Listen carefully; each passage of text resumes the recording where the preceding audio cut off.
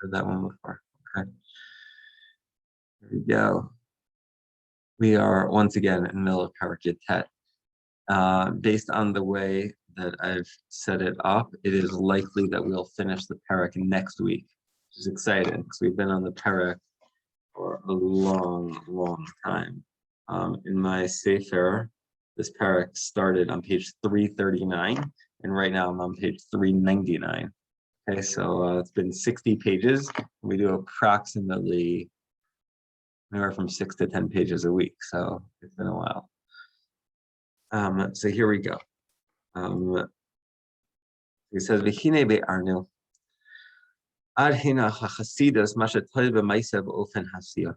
Up until now, we've been focusing on actions and performing mitzvos in the most selfless way, and mitzvos for Hashem, and to do the action in the most proper intent, in the most proper way. So he says, now I want to focus on a person's kavanah.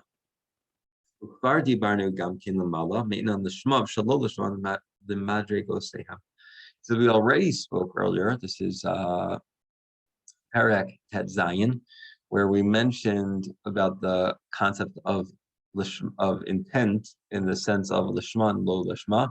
Spoke about different levels of intent and lack of intent, about whether it's totally for reward, totally for Hashem, and different concepts of lishma. And the worst lo lishma is where it's just for your honor, different things. But he says amnam, however, he says vadai shemishem is kavin. It's interesting to, before I read this, I want to read something from the footnote here that helps differentiate what we previously discussed about kavanah and what he's going to discuss now. So he says the previous paragraph where it discussed it was the paragraph of tahara, of purity. So he says tahara addressed what a person intends when he does mitzvahs, purely to fulfill the will of Hashem. It does not address the deeper question, which we're going to do now, which is why one seeks to fulfill the will of Hashem. Why does one want to do this for Hashem? So he says as follows: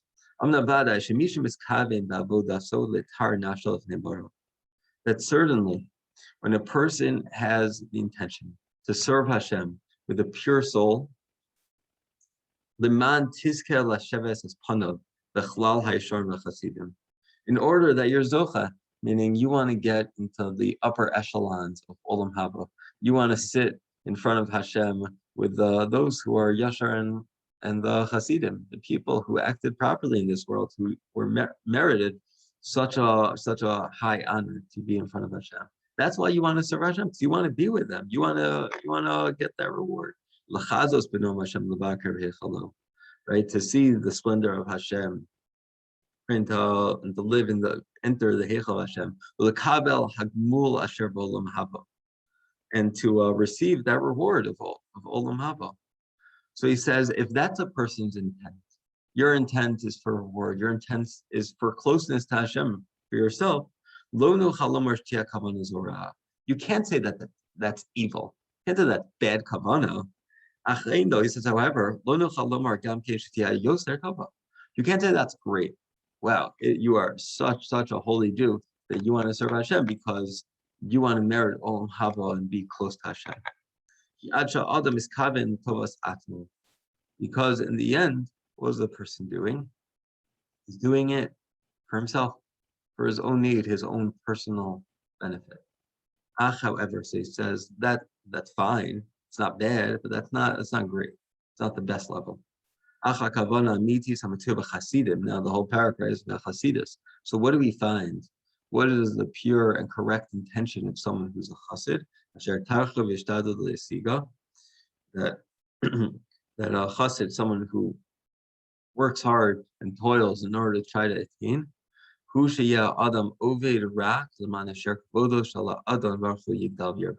As we've discussed in different facets in this parak already, that the goal of the chassid is Hashem's honor, even if to the far extent that he himself will suffer. The fact that Hashem's honor will be will grow and be spread, that's the best thing. And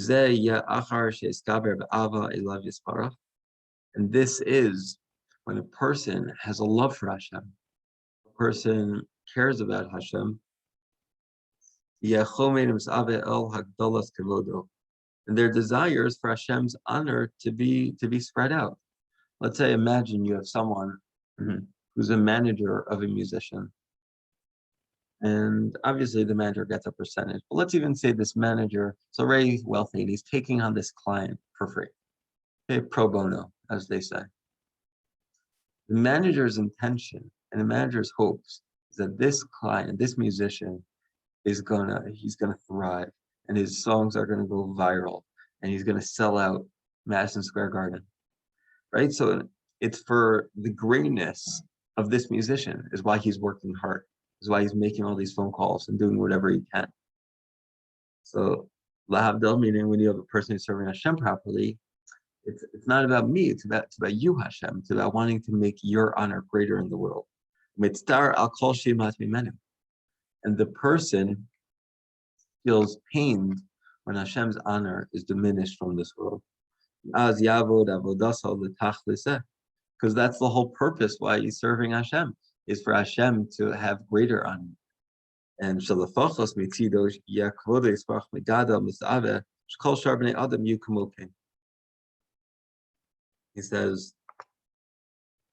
says that at the very least, from his end, the honor of Hashem should increase. Meaning, even if Shakal Sharbnei Adam Yukmokin, and he hopes that other people have this as well.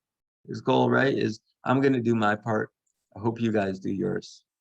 It's tar bi'ana bi'anach amashem ematim sharbnei adam, and he feels terrible when other people are causing a problem and decreasing Hashem's honor. Right? Imagine I work in a high school, and I'm around high school kids all the time.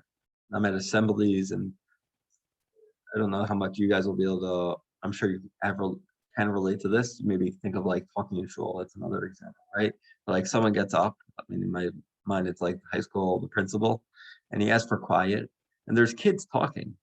And as me, as like someone who's gonna get quiet, like when he says get quiet, like it bothers me. It's like frustrating that those kids are talking. Just stop talking, right?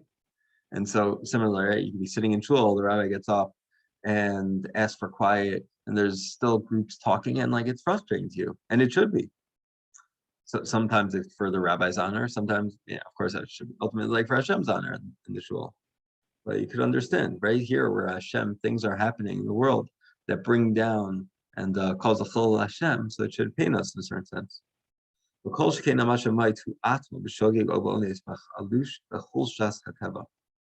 And he says, certainly, if that person himself ends up messing up, whether accidentally or deliberately sins, and causes pain, means it causes the diminishing of the Shekhinah. And he says why does it happen? So accident on purpose, or chalush hasateva, the weakness of our nature, meaning we're only human, right? That phrase that we're only human. It's impossible to escape sin at all times. The Inyan Akasav, as the Pasuk says in Koheles, the Adam in Tzadik Ba'aretz Sher Yaset Tovloyev, that you're never going to find a righteous person on this earth who has never sinned. Unfortunately, we all sin. When I was preparing this tonight, so I read this line, this section right here, and this struck me the most. This is something that I could certainly relate to, because unfortunately I do sin, and at times when I sin, response, my personal response, meaning I feel bad. I feel bad about it. Ideally, I feel terrible. And in a certain sense, it's like this. I mean, you messed up. You messed up. You want to be better. You could be better. Usually you are better, right? And then you mess up. And so he's saying here, meaning you're not going to be perfect. And it's human nature to mess up. But a person, should feel that pain, because you're diminishing Hashem, and the goal, of course, is to lift up Hashem in this world. And this idea is explained in Tan B'Eliyahu. He says, He's going to give a whole list of basically what a person has to do to be on the level of Madriga to receive like Ruach HaKodesh. It's Ruach HaKodesh. Yeah. And he says, what does a person have to do? A Jewish person who divrei Torah lamito, who has Torah and he speaks Torah honestly, learning Torah honestly. And this is why he's bringing this idea, quoting this for this line, that a person like strives to bring honor to Hashem. The honor of Bnei Yisrael all his days. And he desires and Meitzer, l'chvod Yerushalayim. He's pained, he desires the grace of Yerushalayim, he's pained by the state of Yerushalayim. L'chvod Beis HaMikdash. And he wants the honor of the Beis HaMikdash, v'la Yeshua, and the salvation to come. Shetitzmach bekarev, l'kinus l'galios. That the salvation should come and we should be brought in from our exiles. That person will get Ruach HaKodesh. And so he's basically giving us the formula. Basically, what's the holiest person supposed to think? What's supposed to bother him? What's supposed to drive him?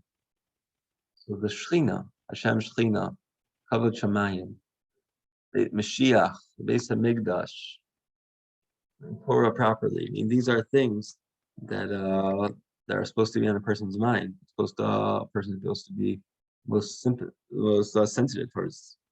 Then Sesa, we find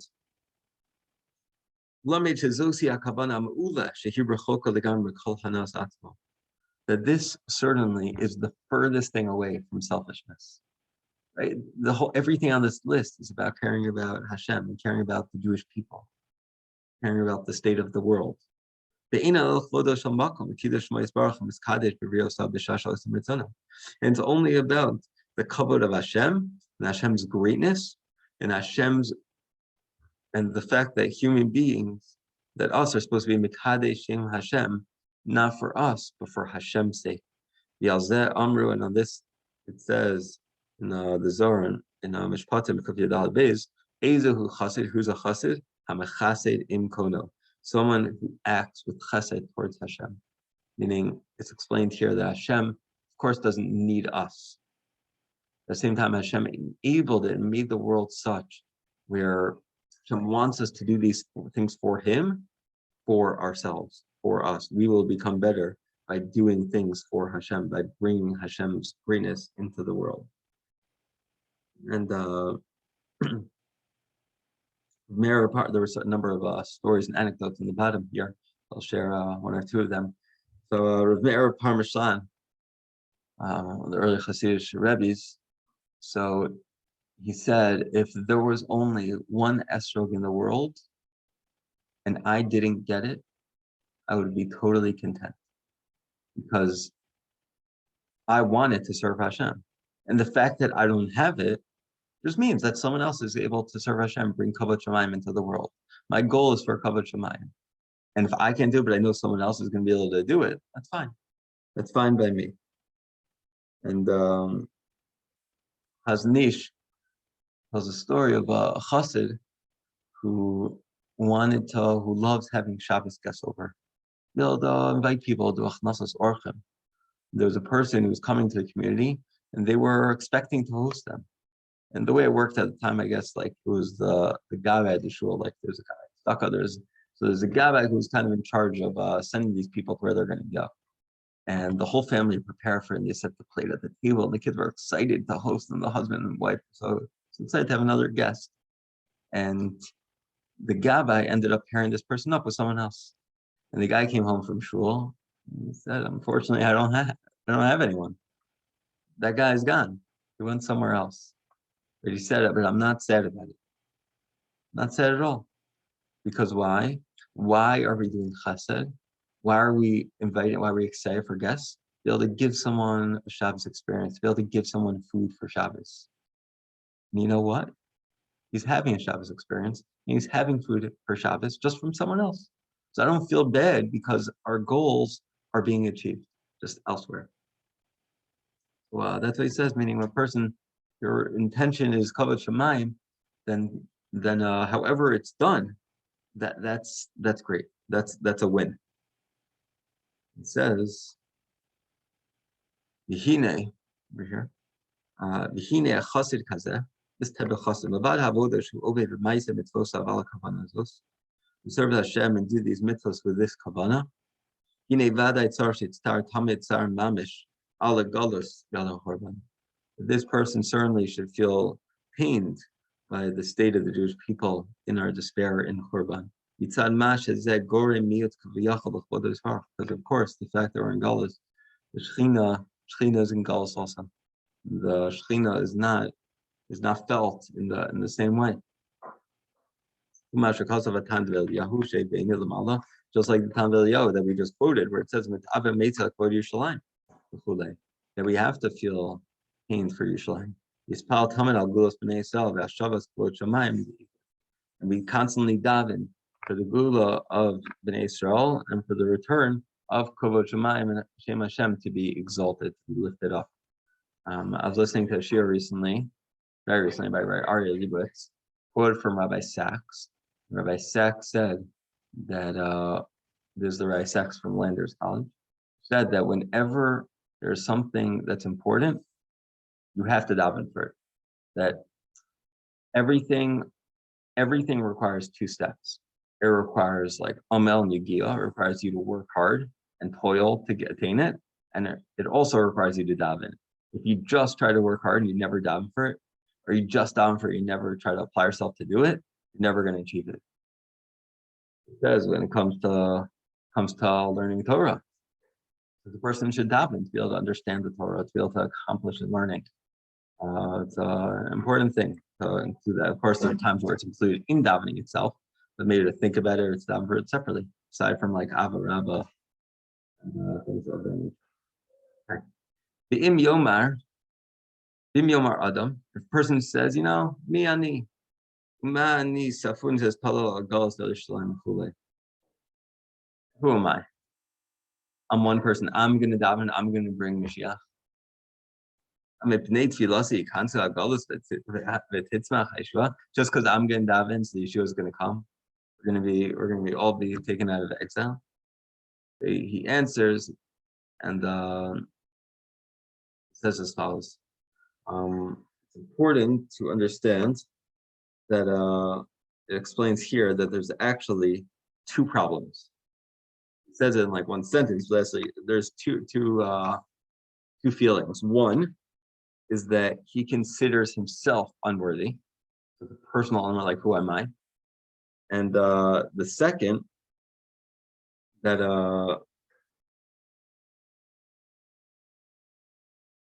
tefillah is only worthy and effective if it's answered. Meaning, so it's not worth davening for Mashiach. Is it worth davening for Mashiach if it's not going to happen? I mean, so who am I? Am I really going to bring Mashiach? Is it really worth davening for this? That it's not going to happen now.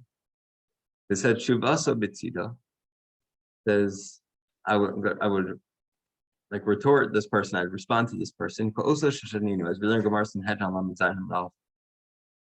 Just to answer the first part, who am I? The Gemara says the Tikach. I can't believe it's a Mishnah actually. Nivra Adam Echidi.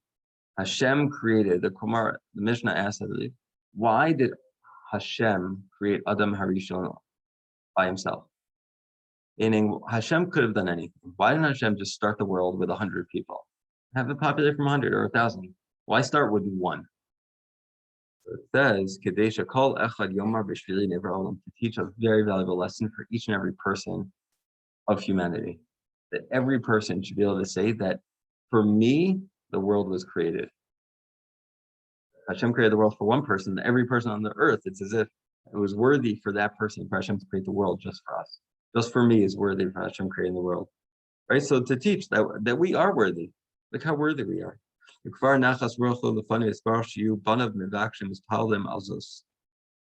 the fact that there's the answer to the second part, what's it worth davening for? That Hashem gets pleasure from his children davening, even if Hashem isn't going to fulfill what they say, even if the Yidam for the base of Mikdash isn't built tomorrow. Why? So it still matters and still relevant to Hashem. Is a meaning Hashem is not going to bring the base of Mikdash because it's not the proper time yet, or for another reason. They're still doing their part, and they're showing they care, and they're showing they want the base of Mikdash, and Hashem is happy just for that, for the fact that they're showing their desire and their love. I think it's certainly there's a number of valuable lessons that it's important. One of the things in Judaism, a lot of times we're very focused on results in life. Certainly in business, we're very results oriented. Right? If you don't get the results, it's failure. Right? When we make a siyum, so we speak about, we say ana amen v'himalin. We work and they work. Ana amen m'kabel schar v'himalin amen v'inam kabel schar. We work, reward, they work and they don't get reward. And then the Chavetz Chaim says on that if a person, let's say, goes to a store to get his shoe fixed, and the guy spent 2 hours and couldn't fix the shoe, and he threw it out, it's useless. You don't pay the guy for that. But when it comes to Torah, you spend 2 hours trying to understand the Tosfos or Gemara or Rashi, and you totally don't understand it. Still get reward. You worked hard, that's what matters. So it's about our results, about our effort and our desire. And that's what Hashem very, very much wants to see.